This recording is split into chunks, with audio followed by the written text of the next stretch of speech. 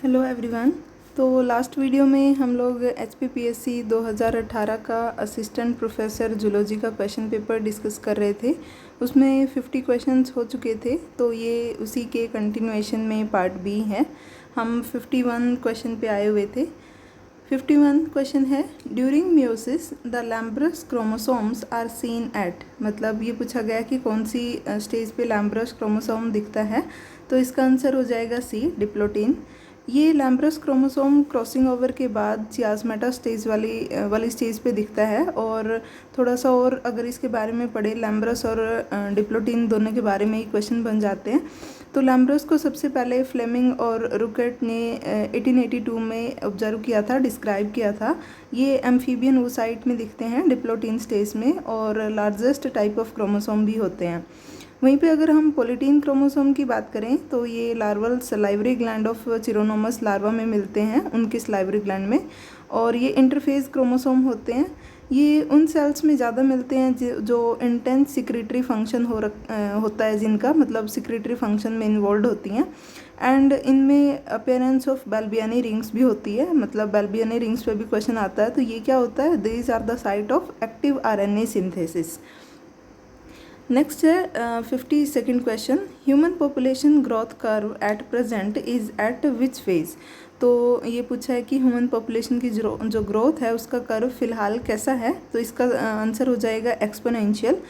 Exponential growth में जो instantaneous rate of change होता है that is directly proportional to pre existing quantity. मतलब कितनी पॉपुलेशन या कितने लोग फ़िलहाल प्रेजेंट है तो उसके डायरेक्टली प्रोपोर्शनल होगा चेंज। और ऐसा ही करंटली ह्यूमन पॉपुलेशन में चला हुआ है। अगर हम पॉपुलेशन के ग्रोथ कर्व की बात करें तो ये दो तरीके के होते हैं, J and S shape curve. जो J वाला होता है वो लॉजिस्टिक होता है, और जो J वाला होता है वो एक्सपोनेंशियल होता है, और जो S शेप का होता है वो लॉजिस्टिक होता है। उसमें स्लो एंड स्टडी रेट होती है, लेकिन जो एक्सपोनेंशियल होता है उसमें रैपिड ग्रोथ होती है over a time. Next question है 53, scientist Ian Wilmut is known for. मतलब पूछा है कि इनका नाम कौन से प्रोसेस से रिलेटेड है, कहाँ सुनने को मिलता है। तो इसका आंसर हो जाएगा बी, डॉली। ये लैन विल्मट एक इंग्लिश एम्ब्रियोलॉजिस्ट थे, जो रिसर्चर ग्रुप था जिन्होंने 1996 में फर्स्ट क्लोन मैमल को बनाया था, जो डॉली शिप थी। तो उसके लीडर थे। और डॉली शिप का आपको पता ही होगा 1996 में बनाई थी, और वो 2003 में उसकी डेथ हुई थी बिकॉज ऑफ लंग कैंसर। तो ये क्वेश्चन भी आता है कई क्वेश्चन पेपर में कि क्या रीज़न था डॉली की डेथ का, और ये एक सोमेटिक सेल से बनाई गई थी। नेक्स्ट क्वेश्चन है 54, overlapping region between two ecosystem is. तो इसका आंसर हो जाएगा बी, इकोटोन। इकोटोन एक इंटरमीडिएट या ट्रांजिशन एरिया होता है बिटवीन द टू इकोसिस्टम, जिसको इकोटोन बोलते हैं। इसका एग्जांपल है जैसे कि फॉरेस्ट और ग्रासलैंड के बीच में जो एरिया होता है उसको फॉरेस्ट और डेजर्ट के बीच में जो इकोसिस्टम होता है उसको ग्रासलैंड बोलते हैं, और इसको इकोटोन भी कह सकते हैं। जो अदर डेफिनेशन दी हुई है जैसे एज इफेक्ट है, ये क्या होता है। अब क्योंकि जो बीच वाला ट्रांजिशन एरिया है उसमें because of diverse ecological character of that area more species exist there. मतलब वहाँ की जो बायोडाइवर्सिटी है वो ज़्यादा होगी, तो इसको एज इफेक्ट बोलते हैं। और अगर हम निश की बात करें, that is the role of any organism in a community. Next question की बात करें 55, टू और more codons coding for one amino acid. तो ये पूछा है कि ये कौन सी प्रॉपर्टी को शो करती है कोडोन की। तो इसका आंसर थर्ड हो जाएगा, डीजेनरेसी ऑफ कोडोन। इसमें क्या होता है कि मोर देन वन कोडोन एक पर्टिकुलर अमाइनो एसिड को कोड कर सकते हैं। ये डीजेनरेसी प्रॉपर्टी है। अगर हम अदर प्रॉपर्टीज़ की भी बात करें कोडोन की, तो जैसे होती है कि ये कंटिगस फैशन में रीड होते हैं, कोडोन ट्रिपलेट होते हैं, और 3 तरीके के स्टॉप कोडोन होते हैं like UAA, UAG and UGA। Plus एक और है कि ये यूनिवर्सल होते हैं, मतलब एक codon specific type of amino acid को ही कोड करेगा, it doesn't vary from organism to organism. हाँ, इसमें कुछ एक्सेप्शन हो सकते हैं, जैसे माइटोकॉन्ड्रिया और प्रोटोजोन्स में कुछ एक्सेप्शन है, अदरवाइज़ ये यूनिवर्सल ही कहेंगे हम लोग। नेक्स्ट क्वेश्चन है 56, the eighth vertebrae in frog is, तो उसका टाइप पूछा हुआ है। वर्टिब्रे के अलग अलग टाइप होते हैं, प्रोसीलस, एसीलस, हेट्रोसीलस। तो ऐसे इसमें पूछा गया है कि फ्रॉग के जो एट्थ वर्टिब्रे है वो कैसा है, तो इसका आंसर सी हो जाएगा, एम्फीसिलस टाइप का होता है, क्योंकि वर्टिब्रे का जो सेंट्रम है, जो कैविटी है, वो बाइकनकेव शेप की होती है, इसलिए एम्फीसिलस हो जाएगा। बाइकनकेव हमारी जो ह्यूमन आरबीसी है उसकी भी शेप होती है। तो नेक्स्ट क्वेश्चन है 57, tadpole larva of frog respires through. तो इसमें पूछा गया है कि जो लार्वा है उसमें रेस्पिरेशन का कौन सा ऑर्गन है, तो इसका आंसर फोर्थ हो जाएगा, एक्सटर्नल गिल्स। वैसे तो एक्सटर्नल गिल भी इसका आंसर नहीं होना चाहिए, उसमें इंटरनल गिल होते हैं एज़ कम्पेयर टू एक्सटर्नल, क्योंकि जो गिल्स है वो ओपरक्यूलम से कवर्ड होते हैं, इसलिए हम उनको एक्सटर्नल नहीं बोलते। एक्सटर्नल तो सैलामेंडर वगैरह में मिलते हैं। और अगर बाकी ऑर्गन्स की बात करें, रेस्पिरेटरी ऑर्गन, तो वो लार्वे में नहीं होते, वो एडल्ट में मिलते हैं, लंग्स, स्किन, बकोफेरेंशियल कैविटी। और एडल्ट में भी यूजुअली तो वो स्किन से ही रेस्पायर करते हैं एडल्ट्स, बट जब हाइब्रिनेशन में होते हैं वो तब वो इन जैसे लंग्स और बकोफेरेंशियल की हेल्प से एक्स्ट्रा रेस्पिरेशन जब उनको नीड पड़ती है तब इनको यूज़ करते हैं। नेक्स्ट क्वेश्चन है, in frog the cavity of olfactory lobes is called as. तो 58 का हो जाएगा फर्स्ट, राइनोसील। ये बेसिकली जो नर्वस सिस्टम का पार्ट होती हैं ओल्फैक्टरी लोब, और ये ऐसे ऑर्गेनिजम्स में मिलती हैं जो स्मेल पे ज़्यादा डिपेंड करते हैं। जैसे हायर वर्टिब्रेट्स ह्यूमंस में प्रेजेंट नहीं होती हैं, क्योंकि और बर्ड्स में भी प्रेजेंट नहीं होती, क्योंकि हम लोग ज़्यादा स्मेल पे ज़्यादा डिपेंडेंट नहीं हैं। हम लोगों में सेरेब्रल कॉर्टेक्स की ज़्यादा डेवलपमेंट हो रखी है, सेरेब्रल हेमिस्फीयर की डेवलपमेंट ज़्यादा है एज़ कम्पेयर टू ऑल्फैक्टरी तो ऑलमोस्ट मतलब जो जैसे फ्रॉग्स वगैरह में प्रेजेंट है तो वो डिसअपियर ही हो गई हैं। बट जो ऑर्गेनिज्म जैसे फिशेज़ एंड फ्रॉग ये स्मेल पे ज़्यादा डिपेंडेंट होते हैं, तो नर्वस सिस्टम का फर्स्ट पार्ट ऑल्फैक्टरी लोब ही होती हैं, और उसकी जो कैविटी होती है उसको राइनोसील बोलते हैं। अगर हम वेंट्रिकल्स की बात करें, ब्रेन की जो कैविटीज़ होती हैं उन पे भी क्वेश्चन बनते हैं। 4 तरीके की वेंट्रिकल्स होते हैं, 2 तो लेटरल होते हैं सेरेब्रल हेमिस्फीयर में, थर्ड डायनसिफलन की कैविटी को बोलते हैं, और फोर्थ जो हाइंड ब्रेन की कैविटी है उसको वेंट्रिकल बोलते हैं, वो फोर्थ होती है। अगर हम रैम्बोसील की बात करें तो ऐसी मुझे नहीं लगता कोई कैविटी होती है, बल्कि एक रोम्बोसिफेलन पार्ट होता है जिसको हाइंड ब्रेन भी बोलते हैं, उसका दूसरा नाम है रोम्बोसील। शायद कोई कैविटी नहीं होती है। नेक्स्ट है 59, चिकनगुनिया इज़ ट्रांसमिटेड बाय। तो इसमें पूछा है कि इसका वेक्टर कौन सा मॉस्किटो होगा, तो इसका आंसर फर्स्ट हो जाएगा, एडिस। आप इसको ट्रिक बना के यूज़ कर सकते हो, क्योंकि ये क्वेश्चन बहुत कॉमन है, हर एक क्वेश्चन पेपर में आ जाते हैं। जैसे 2023 वाले में भी क्यूलेक्स पे 3 क्वेश्चन आए थे। तो एडीज़ के अगर मैं एग्जांपल बताऊं तो जैसे yellow fever, dengue, Zika virus और चिकनगुनिया के वायरस का वेक्टर होता है ये। और अगर क्यूलेक्स की बात करें तो जैसे Japanese encephalitis, viral disease of birds and horse, तो इनका है। और एनाफ्लीज का तो हमें पता ही है, most common malaria. Next question है, in brain grey matter is present. तो इसमें पूछा है कि ब्रेन में ग्रे मैटर की पोजीशन क्या होगी, मतलब आउटसाइड या इनसाइड। तो इसका आंसर हो जाएगा बी, आउटसाइड में प्रेजेंट होता है। और वहीं पे अगर जो पेरिफेरल नर्वस सिस्टम है उसकी बात करें तो वहाँ पे जो वाइट मैटर है वो आउटसाइड प्रेजेंट होता है और ग्रे मैटर इनसाइड प्रेजेंट होता है। अब अगर हम इनका रीज़न फाइंड आउट करें कि ग्रे मैटर क्यों दिखता है और वाइट मैटर किस वजह से होता है, तो grey matter because of aggregation of cell body and dendrites होता है। और अगर वाइट मैटर की बात करें तो ये एक्सोन की एग्रीगेशन की वजह से होता है। ऐसा इसलिए क्योंकि एक्सोन पे जो एक लेयर होती है, माइलिन लेयर, जिसका काम प्रोटेक्टिव होता है, प्रोटेक्शन में होता है, तो वो वाइट कलर की होती है, इसलिए वो वाइट दिखता है वो एरिया। और थोड़ा सा अगर डीप में पढ़ें यहाँ पे कि सीएनएस और पीएनएस में 4 तरीके की न्यूरोग्लायल सेल्स होती हैं, सीएनएस में 4 तरीके की और पीएनएस में 2 तरीके की।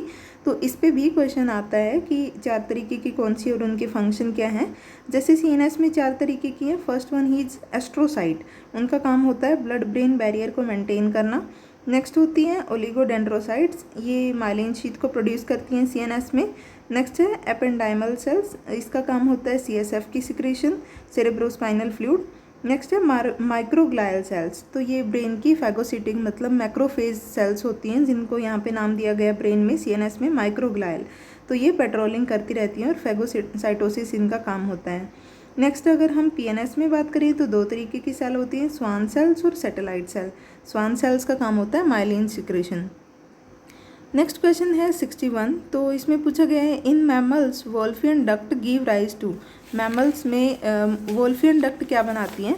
तो ये जो वोल्फियन डक्ट होती है ये मेल में एक्टिव होती है because of anti Mullerian hormone या फिर एंटी मलेरियन फैक्टर, और भी बहुत सारे फैक्टर और जीन्स हैं, उनके प्रोटीन्स हैं जो कि मलेरियन डक्ट जो कि वोल्फियन डक्ट के एक्सप्रेशन के लिए रिस्पॉन्सिबल होते हैं।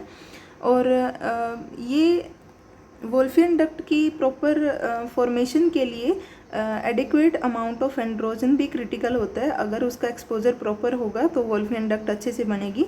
और अगर हम बात करें कि कौन कौन से ऑर्गन बनाती है वोल्फियन डक्ट मेल में, तो उनके एग्जांपल हैं epididymis, vas deferens, ejaculatory duct और सेमिनल वेसिकल। वहीं पे अगर हम फीमेल में बात करें तो वहाँ पे वोल्फियन डक्ट रिग्रेस हो जाती है और मिलेरियन डक्ट की फॉर्मेशन होती है, और उस मिलेरियन डक्ट से फैलोपियन ट्यूब, यूट्रस, सर्विक्स और वजाइना ये पार्ट बनते हैं। नेक्स्ट क्वेश्चन है which blood protein maintains normal blood pressure. तो इसका आंसर हो जाएगा एल्ब्यूमिन। एल्ब्यूमिन ब्लड का मोस्ट अबंडेंट प्रोटीन है और इसका काम होता है ऑस्मोलैरिटी को मेंटेन करना। अदर जो प्रोटीन्स हैं उनके भी फंक्शन थोड़े थोड़े देख लेते हैं और ब्लड की कंपोनेंट्स भी देख लेते हैं। तो ब्लड में 2 कंपोनेंट होते हैं मेजर, एक होता है प्लाज्मा और एक होते हैं फॉर्म्ड एलिमेंट्स। प्लाज्मा 55% फॉर्म करता है, फॉर्म्ड एलिमेंट्स 45%। अब प्लाज्मा की कॉन्स्टिट्यूएंट्स देखें तो इसमें 92% तो वाटर ही होता है, प्लस प्रोटीन्स होते हैं जो 6% कंटेन करते हैं, बनाते हैं। और प्रोटीन्स में भी 3 मेजर तरीके के प्रोटीन होते हैं, जैसे फाइब्रिनोजन, ग्लोबुलिन और एल्ब्यूमिन। तो एल्ब्यूमिन तो मोस्ट अबंडेंट है, ऑस्मोटिक प्रेशर को मेंटेन करता है। ग्लोबुलिन डिफेंस में काम करता है और फाइब्रिनोजन ब्लड क्लॉटिंग में हेल्प करता है। नेक्स्ट क्वेश्चन है 63। Transfer of DNA bands from agarose gel to nitrocellulose और nylon membrane is called as. तो इसका आंसर हो जाएगा ए, साउदर्न ब्लोटिंग। ये जो ट्रांसफ़र की टेक्निक होती है जेल से मेम्ब्रेन में, इसको ब्लोटिंग कहते हैं। अब क्योंकि यहाँ पे डीएनए बैंड की बात हो रही है इसलिए हम यहाँ पे साउदर्न बोलेंगे। और जब ट्रांसफ़र करते हैं तो एक चीज़ का ध्यान रखते हैं कि जो जेल है उसको कैथोड पे रखते हैं और मेम्ब्रेन को एनोड पे। अब क्योंकि एनोड पे पॉजिटिव चार्ज होता है तो यही रीज़न है कि क्योंकि जो डीएनए के बैंड सेपरेट हुए हैं उन पे नेगेटिव चार्ज है तो वो एनोड की तरफ इजीली मूव करेंगे और जो बैंड आए हैं वो मेम्ब्रेन पे इजीली ट्रांसफ़र हो जाएंगे। अगर हम बात करें कि इम्पोर्टेंस क्या है ब्लोटिंग की, तो क्योंकि जेल बहुत फ्रेजाइल होता है और इस पे इम्यूनो एसिड परफॉर्म नहीं हो सकते, इसीलिए मेम्ब्रेन पे सारे काम हो सकते हैं, इसलिए हम लोग ब्लोटिंग को परफॉर्म करते हैं। नेक्स्ट क्वेश्चन है 64। Down syndrome is due to. तो इसमें पूछा है कि डाउन सिंड्रोम का रीज़न क्या होता है। इसका आंसर हो जाएगा non disjunction. Non disjunction chromosome 21 का होता है at the time of gamete formation, और ये एनी पेरेंट में हो सकता है, आइदर इन मेल और फीमेल। इससे जो ऑर्गेनिज्म प्रोड्यूस होंगे उनमें 2 कंडीशन हो सकती हैं, एक ट्राइसोमी होगी और एक मोनोसोमी। तो ट्राइसोमी का तो एग्जांपल ही है डाउन सिंड्रोम। इसमें क्या होता है 2n+1 कंडीशन हो जाती है, और मोनोसोमी में क्या होगा 2n-1 कंडीशन हो जाती है। नेक्स्ट क्वेश्चन है 65। द कोडेट which does not possesses notochord in its adult life. तो इसमें एडल्ट लाइफ में पूछा है और कोडेट के बारे में पूछा है। तो जो फर्स्ट एग्जांपल है बेलानोग्लोसस, तो ये कोडेट तो है ही नहीं, ये हेमिकोडेटा है, हेमिकोडेटा से बिलोंग करता है। और इसमें और एग्जांपल आते हैं बेलानोग्लोसस, सैकोग्लोसस। जो बाकी 3 ऑप्शन बच गए ये कोडेट हैं, लेकिन इसका आंसर हो जाएगा हर्डमेनिया। हर्डमेनिया में एडल्ट में नोटोकोड नहीं प्रेजेंट होती है, इसके सिर्फ यूरो मतलब यूरोकोडेटा फाइलम से बिलोंग करता है। यूरो मतलब टेल में, वो भी लार्वा के सिर्फ टेल में नोटोकोड प्रेजेंट होती है, एडल्ट में वो डिसअपियर हो जाती है। अगर हम एम्फियोक्सिस की बात करें तो ये सेफेलोकोडेटा सबफाइलम से बिलोंग करता है, और इसमें जो नोटोकोड है वो हेड टू टेल एक्सटेंड करती है एंड दोनों में लार्वा और एडल्ट दोनों फॉर्म में एग्जिस्ट करती है, डिसअपियर नहीं होती। अगर हम मिक्सिन की बात करें तो ये एक तरीके की साइक्लोस्टोमेटा है, क्लास साइक्लोस्टोमेटा से बिलोंग करती है और एग्नेथा डिवीजन से। इसमें और एग्जाम्पल है मिक्सिन के साथ पेट्रोमाइजोन, जो बहुत इंपॉर्टेंट एग्जाम्पल है। नेक्स्ट है 66। Which gland is active during childhood but atrophies in adult. तो इसमें पूछा है कि पहले होती है बट बाद में जैसे जैसे एडल्ट बनते हैं तो वो रिग्रेस हो जाती है, ऐसी कौन सी ग्लैंड है। तो वो इसका आंसर हो जाएगा थाइमस होती है। थाइमस का काम होता है, ये एक थाइमोसिन हार्मोन रिलीज़ करती है that is responsible for the maturation of T cells, जो टी लिम्फोसाइट सेल्स होती हैं जो इम्यूनिटी प्रोवाइड करवाने में हेल्प करती हैं। तो जैसे जैसे एज इंक्रीज़ होती है हमारी इम्यूनिटी वीक हो जाती है, उसका रीज़न यही होता है।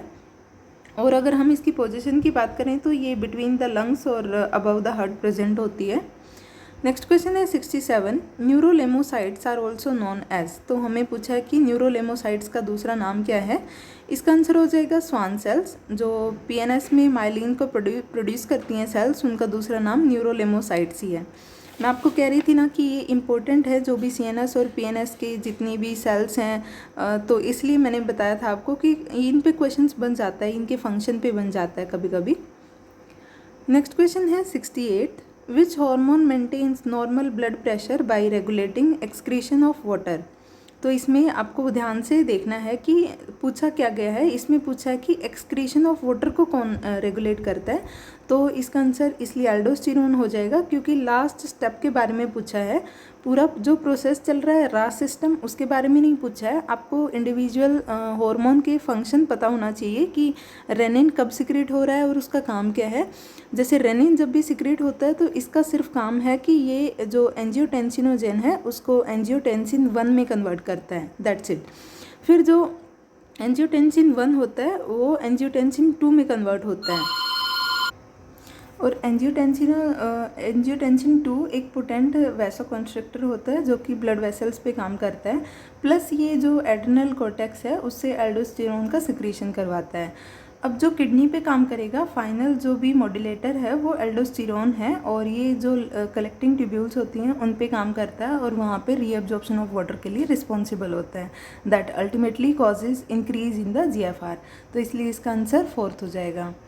नेक्स्ट है which phylum belongs to deuterostomia. इसका मतलब होता है ड्यूटेरो मतलब बाद में बनता है, स्टोमस मतलब माउथ, माउथ जिनमें बाद में बने फ्रॉम द ब्लास्टोसिल, तो वो कौन सा ग्रुप है। तो इसका आंसर हो जाएगा एकाइनोडर्मेटा। इसके कंपैरिजन में होता है प्रोटोस्टोमस जिनमें ब्लास्टोसिल से माउथ पहले बन जाता है और एनस बाद में बनता है। तो उसमें जो लोअर एनिमल्स हैं, लोअर फाइलम है, वो आते हैं जैसे मोलस्का, एनेलिडा और आर्थ्रोपोडा। ड्यूटेरोस्टोमस में 3 आते हैं फाइलम, एकाइनोडर्मेटा, हेमिकोडेटा और कोर्डेटा। नेक्स्ट क्वेश्चन है 70, the life on earth emerged in which era. किस इरा में लाइफ आई थी। तो इसका आंसर सी हो जाएगा, आर्कियोजोइक। 4 इरा में डिवाइड किया गया है जियोलॉजिकल टाइम स्केल को, archaeozoic, then palaeozoic, then mesozoic and then cenozoic, जो कि सबसे एडवांस जो भी चल रहा है इरा। आर्कियोजोइक में ना कि सिर्फ ओरिजिन ऑफ लाइफ हुआ बल्कि जो अर्ली बैक्टीरिया और एल्गा भी देन कॉम्प्लेक्स फॉर्म में आए, and then simple multicellular organism आए, एंड देन उसके बाद कॉम्प्लेक्स मल्टीसेलुलर ऑर्गेनिज्म आए। इसमें जो प्रोटियोजोइक दिया हुआ है वो इरा नहीं है, वो इओन है, that is a larger time unit than the era. Next question है 71, plasmodium completes its sexual cycle in. तो इसमें पूछा है कि सेक्सुअल साइकिल किस में कंप्लीट होती है प्लाज्मोडियम की। तो इसका आंसर हो जाएगा second, gut of mosquito. Plasmodium अपनी लाइफ साइकिल 2 होस्ट में कंप्लीट करता है। प्राइमरी होस्ट होता है मॉस्किटो, ऐसा इसलिए क्योंकि उसी में वो अपनी सेक्सुअल साइकिल कंप्लीट करता है, स्पोरोगोनी दिखाता है। सेकेंडरी होस्ट ह्यूमंस होते हैं क्योंकि यहाँ पे ये एसेक्सुअल साइकिल कंप्लीट करता है। और एक और चीज़ आती है कि एक और क्वेश्चन बनता है कि ह्यूमंस में किस फॉर्म में ये जो प्लाज्मोडियम है वो एंटर करता है। तो वो स्पोरोजोइट होती है, और जब एंटर कर जाता है तो ह्यूमंस की बॉडी के अंदर ये साइजोनी परफॉर्म करता है। एंट्री करता है एज ए स्पोरोजोइट लेकिन परफॉर्म करता है साइजोनी, और देन साइजोनी पूरा जब कंप्लीट हो जाती है तो फिर male and female gamete final form बनते हैं। फिर जब मॉस्किटो दोबारा बाइट करता है तो वो दोनों फॉर्म मॉस्किटो के थ्रू सक कर लिए जाते हैं, और उसके गट में वो कंप्लीट करता है अपनी सेक्सुअल साइकिल, उसके गट में ही फर्टिलाइजेशन होता है। नेक्स्ट क्वेश्चन है 72, the fluid that lubricates joint is. तो उस फ्लूइड का नाम पूछा है। इसका आंसर हो जाएगा बी, साइनोवियल फ्लूइड। ये साइनोवियल फ्लूइड का फंक्शन होता है इट रिड्यूसेस द फ्रिक्शन। और थोड़ा और डिटेल में पढ़ें अगर जॉइंट्स के बारे में, तो हमारी बॉडी में 3 तरीके के जॉइंट्स होते हैं, फाइब्रस, कार्टिलेजनस और सिनोवियल। फाइब्रस तो between the bone of skulls होते हैं और स्कल होते हैं। कार्टिलेजनस 3 तरीके के होते हैं, इलास्टिक, हाइलिन और फाइब्रोकार्टिलेज फाइब्रस। और सिनोवियल 5 तरीके के होते हैं, जैसे बाल and socket, saddle, pivot, gliding और हिंज जॉइंट। तो आप इनके ये भी याद कर सकते हो कि कौन सा पर्टिकुलर सिनोवियल जॉइंट कहाँ पे मिलता है, मतलब कौन सी 2 बोन्स के बीच में मिलता है, क्योंकि ये बहुत इंपॉर्टेंट कंसेप्ट है और इस पे भी बहुत क्वेश्चंस बनते हैं, लाइक कि पाइवोट जॉइंट कहाँ मिलता है। तो ये सारे के सारे सिनोवियल जॉइंट के टाइप ही हैं। नेक्स्ट क्वेश्चन है 73। Pyruvic acid after combining with oxaloacetic acid in TCA cycle is converted into. ये पूछ रहा है कि पायरुविक एसिड किस फॉर्म में कन्वर्ट होता है, और फिर वो फॉर्म जब मतलब TCA साइकिल में एंट्री करती है तो पायरुविक एसिड की कौन सी फॉर्म जाती है, मतलब किस में कन्वर्ट होता है। तो ये हमें पता है, पायरुविक एसिड सबसे पहले एसिटाइल कोएंजाइम में कन्वर्ट होता है, और वो acetyl coenzyme citric acid cycle में एंट्री करती है। अगर हम थोड़ा और डिटेल में पढ़ें तो 2 पायरुवेट के मॉलिक्यूल 2 एसिटाइल कोएंजाइम में कन्वर्ट हो जाते हैं in the mitochondrial matrix with the help of enzyme pyruvate dehydrogenase complex. ये एक एंजाइम्स का कॉम्प्लेक्स है, 3 तरीके के एंजाइम इसमें टेक पार्ट करते हैं और 5 डिफरेंट टाइप ऑफ कोएंजाइम्स भी रिक्वायर्ड होते हैं। यहाँ पे एक CO2 का मॉलिक्यूल रिलीज होता है और 2 NADH के मॉलिक्यूल रिलीज होते हैं।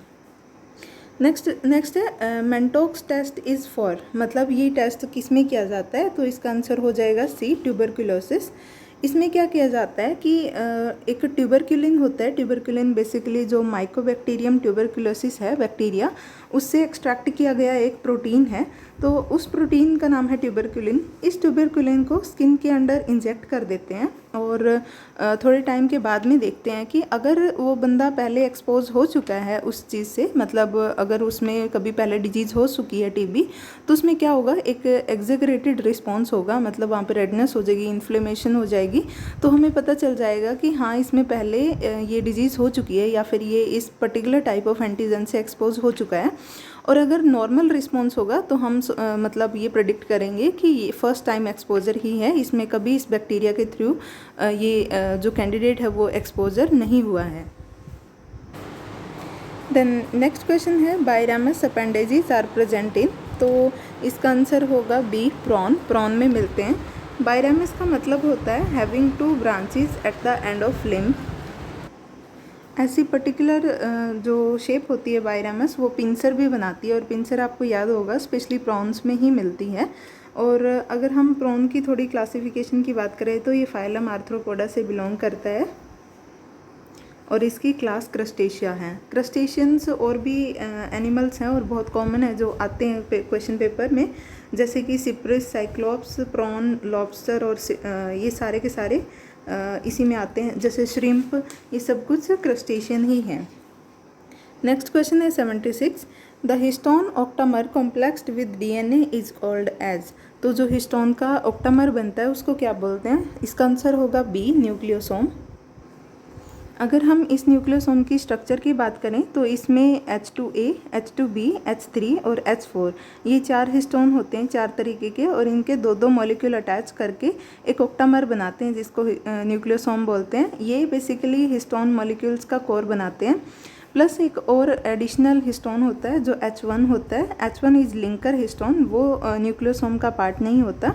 और अगर हम टोटल न्यूक्लियोटाइड की बात करें कि एक पूरे न्यूक्लियोसोम में कितने न्यूक्लियोटाइड्स आ जाते हैं, कितने रैप हो जाते हैं अराउंड इट, तो 146 बेस पेयर तो न्यूक्लियोसोम के अराउंड रैप हो जाते हैं और 20 to 60 base pair linker DNA के अराउंड रैप हो जाते हैं। तो टोटल 200 एस्टिमेट लगा के चलते हैं। और ये भी बहुत इंपॉर्टेंट क्वेश्चन है, ये पूछा जाता है कि कितने न्यूक्लियोटाइड एक न्यूक्लियोसोम में रैप हो सकते हैं, तो उसका आंसर हो जाएगा 200। अगर हम इसकी साइज़ की बात करें न्यूक्लियोसोम की, तो ये 11 नैनोमीटर का होता है, और अपीयरेंस की बात करें तो ये बीड्स ऑन स्ट्रिंग ऐसा अपीयर होता है। नेक्स्ट क्वेश्चन है स्पर्म हेड कंटेन्स मॉडिफाइड, तो इसका आंसर हो जाएगा C, गोल्जी बॉडी। जो स्पर्म के हेड पे होता है उसको एक्रोसोम भी बोलते हैं, और गोल्जी बॉडी ही एज इट इज़ एक्रोसोम की फॉर्म ले लेती है। इसमें एंजाइम्स होते हैं बहुत इंपॉर्टेंट, हाइलुरोनिडेज और प्रोटीएज, जो कि जो एग के सराउंडिंग में ग्राफियन फॉलिकल है, जूना पेलुसिडा है, उसको डाइजेस्ट करने में हेल्प करते हैं। नेक्स्ट क्वेश्चन है 78, the function of embryonic membrane allantois is. तो इसका फंक्शन पूछा हुआ है। ये एक तरीके की एक्स्ट्रा एम्ब्रियोनिक मेम्ब्रेन है, तो इसका आंसर हो जाएगा डी, रेस्पिरेशन एंड एक्सक्रीशन। अगर मैं बात करूं कि जो एक्स्ट्रा एम्ब्रियोनिक लेयर्स होते हैं उनका काम होता है they assist in the development of embryo. और हर एक मेम्ब्रेन के थोड़े थोड़े फंक्शंस देख लेते हैं। जैसे 4 तरीके की मेम्ब्रेन होती हैं। फर्स्ट होती है एमनियन, जो कि इनर मोस्ट होती है and it contains amniotic fluid. It act as a shock absorber and prevent from desiccation, क्योंकि इसमें एमनियोटिक फ्लूइड होता है। नेक्स्ट अगर हम कोरियन की बात करें तो ये एमनियन के जस्ट ऊपर होती है, पूरा कवर करती है and it protects embryo. It makes fetal part of placenta also, और गैसियस एक्सचेंज में भी इसका पार्ट होता है, ये मतलब रोल प्ले करती है। नेक्स्ट अगर हम एलेंटॉयस की बात करें तो ये नाइट्रोजनस वेस्ट को स्टोर करती है, एक्स्ट्रा एम्ब्रियोनिक किडनी की तरह काम करती है क्योंकि ये वेस्ट को स्टोर कर रही है, और ये रेस्पिरेटरी सरफेस भी प्रोवाइड करवाती है, तो इसका रेस्पिरेशन में भी रोल होता है।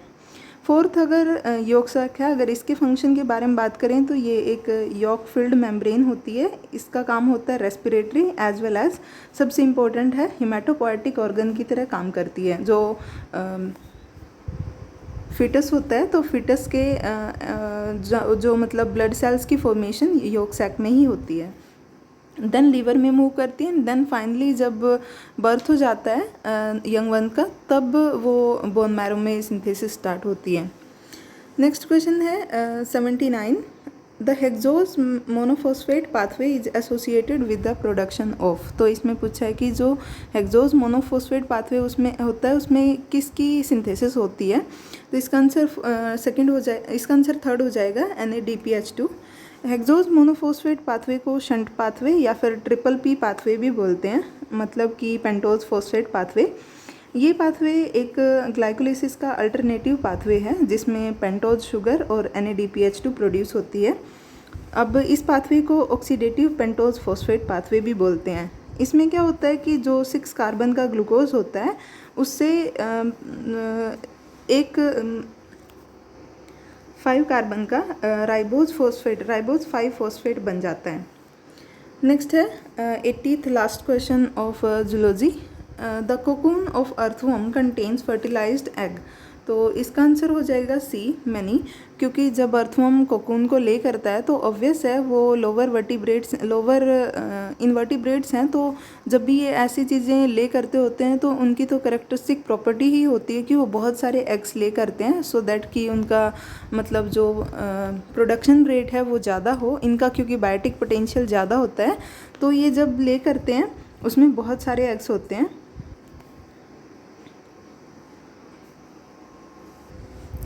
और ये जो एक स्ट्रक्चर होती है अर्थवर्म में बहुत इंपॉर्टेंट, क्लाइटेलम 14th, 15th और 16th सेगमेंट में, यही एक्चुअल में मॉडिफाई हो जाता है, फाइनल फॉर्म होती है कोकून की।